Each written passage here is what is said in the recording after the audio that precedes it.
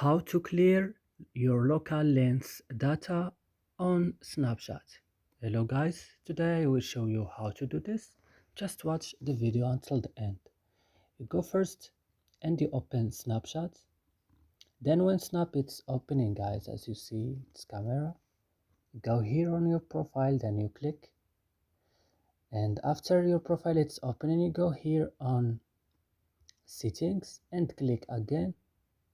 And then guys, you will go down at this list to lenses, and you open lenses. Then you will find here local storage, clear local lens data. You will just click and then you will click here clear. For me, I don't want to clear this, so I don't use it.